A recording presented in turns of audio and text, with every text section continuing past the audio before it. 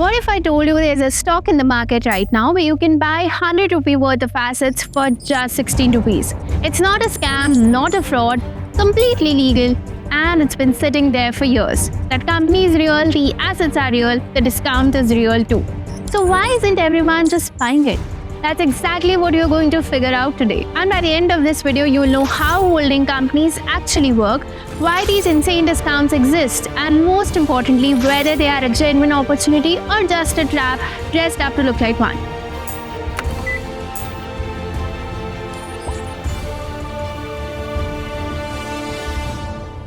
Hi, I'm Aparna, and in this video, we'll break down 4 real stocks with actual numbers. You'll get a ready checklist to evaluate any holding company before putting a rupee in. And we'll talk about the questions you must ask before you ever buy one of these. Let's go.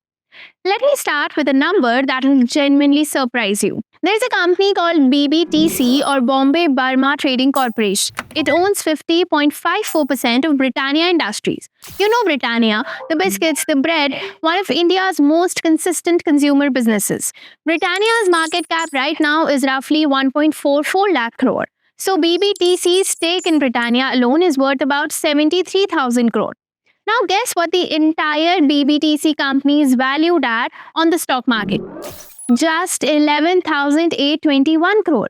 Let me repeat again. The company owns 73,000 worth of Britannia shares, but the market is pricing the whole company at 11,821 crore. That's not even 1/6 of just one of its investments. We haven't even counted BBTC's other assets yet. That's an 84% discount. You're being offered 73,000 crore worth of stuff for 11,821 crore and nobody's rushing to buy it. Why? That's the entire story of holding companies, and once you understand it, you will never look at these stocks the same way again.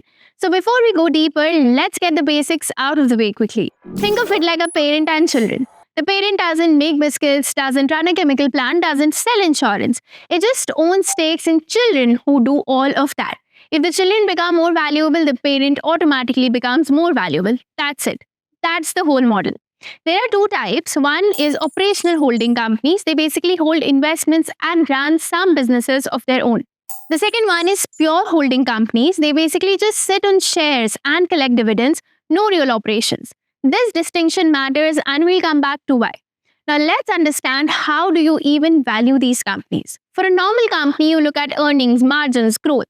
For a holding company, none of that matters as much. What matters is what are the assets worth. Analysts use something called NAV or net asset value. Simple math. Total value of investments minus any liabilities. That's what the company is theoretically worth.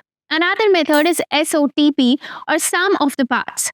Value each investment separately and just add them up. Makes perfect sense, right? It's like valuing a mutual fund. You look at what's inside. Now let's look at more real examples. KAMA Holdings owns 50.21% of SRF Limited, a serious specialty chemicals business with strong global operations. SRF's market cap is around 75,950 crore. KAMA's stake alone is about 38,000 crore. And its market cap is just 8,461 crore, which is again a 78% discount. At this point, you might be thinking this is insane. Am I missing something obvious? No, you're not missing anything obvious, but you're also not seeing something important yet. Let's talk about that. Let's talk about another example. This one is something else entirely. There was a company called LSED Investments. For years and years, this stock was trading at around 3 rupees per share. Basically ignored, barely traded, looked like a dead stock. But here's the thing, LSED owns 2.95% of Asian Paints, one of India's most valuable companies. The value of that stake alone, over 11,000 crore. The stock was at 3 rupees. Almost nobody noticed, barely anyone was trading it. The market simply forgot it existed. Then in October 2024, SEBI introduced a special price discovery mechanism for exactly these kinds of companies. A proper auction. Real buyers, real sellers. What happened next? The stock went from single digits to over 2,36,250 rupees per share. At one point, it crossed 3 lakh. Same assets, same Asian Paint stake, nothing changed inside the company. What changed was just the market finally noticed. Now, before you get too excited, LSED is not a template. This kind of re-rating doesn't happen to every holding company, but it does tell you something important. Sometimes the discount exists not because the assets are bad, but because the market simply isn't paying attention. So why do these discounts exist exactly? Why does the market do this? Let's actually answer this question properly.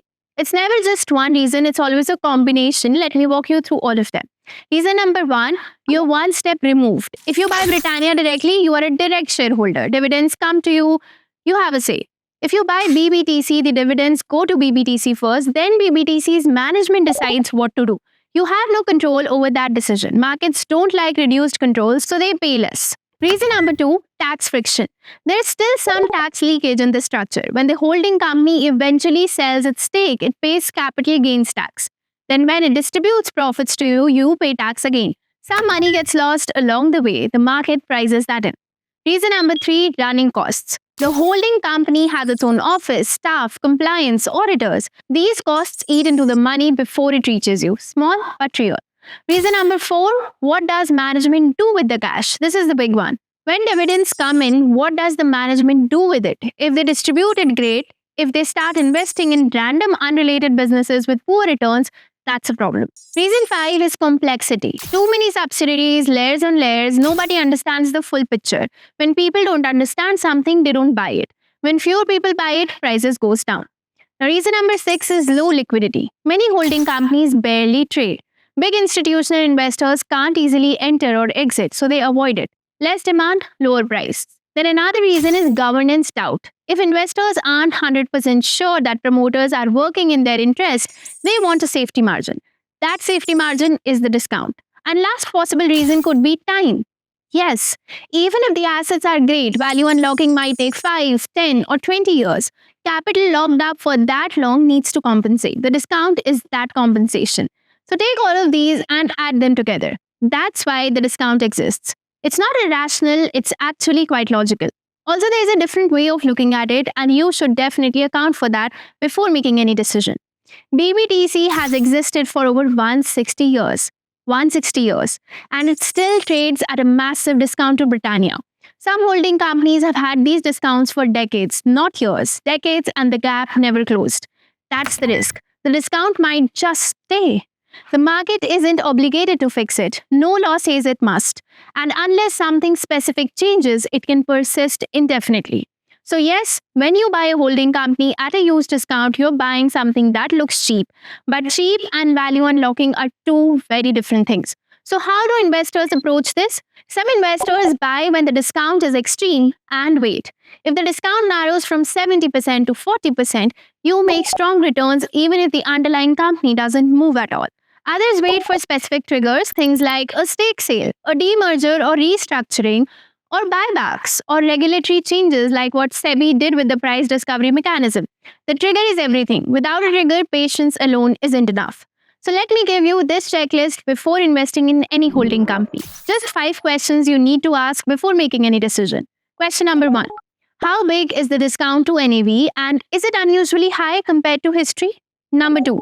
What's the quality of the underlying businesses? Because that's where the real value lives. The holding company's own PE ratio tells you almost nothing. 3. Is management shareholder friendly? Are they consistently passing on dividends? Number 4. Is there a visible trigger, a reason the discount might actually close? And 5. Are you genuinely okay waiting? Because sometimes this takes years. If you can answer all 5 clearly and confidently, then maybe there's something worth looking at. If you can't, the discount might just be the price of confusion. So here's the thing about holding companies. They look like the best deal in the market. Assets trading at 50, 60, 70, even 80% below their value. On paper, it looks almost offensive, but the market isn't stupid. Large discounts don't exist by accident. Your job isn't to find the biggest discount. Your job is to find the biggest discount with a clear reason for it to close. That's the difference between a value trap and a genuine opportunity. Next time you see a holding company trading cheap, don't just ask, how cheap is it? Ask, why is it cheap and what's going to change that? Answer that question well and you'll invest like a pro. Also, we have created a sheet that compiles all the major listed holding companies in India for you to track and learn about them more easily and at one place. You can find the link to the sheet in the description. If this video helped you see holding companies differently, like it, share it with someone who's been confused by these stocks, and subscribe because every week we break down the parts of the market that actually matter to your portfolio. See you in the next one. Investments in securities market are subject to market risks. Read all the related documents carefully before investing.